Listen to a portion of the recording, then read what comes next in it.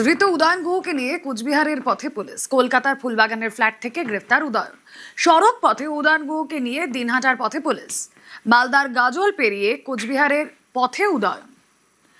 এই মুহূর্তে কোথায় কি অবস্থান জানবো, সেবক দেব শর্মা রয়েছেন সঙ্গে। সেবক, একদমই দেখো, তুমি যেমনটা বলছিলে যে উদয়ন গুহকে ফুলবাগানে গ্রেফতার করা হয়, এরপর তাকে সড়ক পথে নিয়ে যাওয়া হচ্ছে দিনহাটা, এবং এখনো 15 মিনিট আগে, ধরো 11:15টার সময় তাকে নিয়ে পুলিশের গাড়ি গাজল, মালদার গাজল ক্রস করে এবং তাকে সড়ক পথেই নিয়ে যাওয়া হচ্ছে।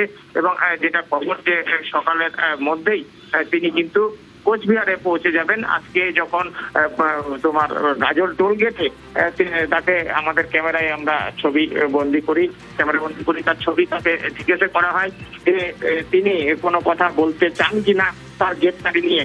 এই নিয়ে কিন্তু কোনো বক্তব্যই বলেননি এবং তিনি হাতের ইশারায় স্পষ্ট বলে দেন যে তিনি এখনই কিছু বলতে চাইছেন না এই গ্রেপ্তারির বিষয়ে।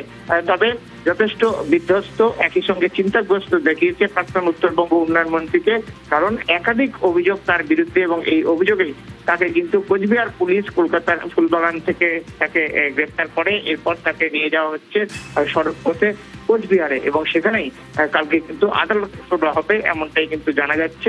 এবং যে শরীরী ভাষা, তাতে যেটা বলছিলাম যে বিধ্বস্ত দেখিয়েছে রীতিমধ্যে, একই সঙ্গে দুশ্চিন্তাগ্রস্ত।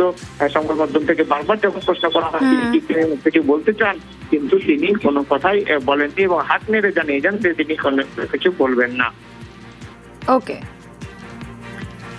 উদয়ন গুহ গ্রেফতার, কলকাতার ফুলবাগানের ফ্ল্যাট থেকে গ্রেফতার প্রাক্তন উত্তরবঙ্গ উন্নয়ন মন্ত্রী।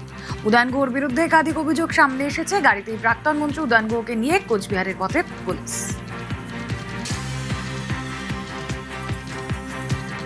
আপনাকে অ্যারেস্ট করলো কেন? আপনাকে এখন কোথায় নিয়ে যাওয়া হচ্ছে?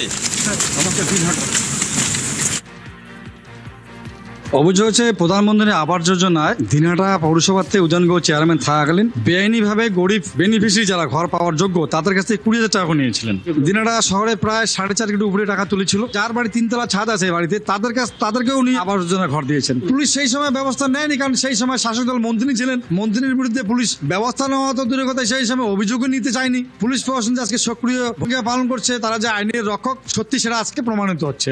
বেলা গুহ দুস্থ মহিলা শিশু কল্যাণ সমিতি একটা আছেই, অথচ তারপরে নতুন করে আর একটা শিশু মঙ্গল কমিটি তৈরি করা হলো, সেটা সম্পূর্ণরূপে বেআইনিভাবে। গ্রামের বিভিন্ন এলাকা থেকে প্রত্যেকটা মানুষের কাছ থেকে উনি পয়সা তুলেছিলেন, যারা বিরোধী রাজনৈতিক দলের সঙ্গে যুক্ত ছিলেন, সরাসরি যুক্ত ছিলেন বা সমর্থিত ছিলেন, তাদের কাছ থেকে জোর জবরদস্তি উনি পয়সা আদায় করেছিলেন।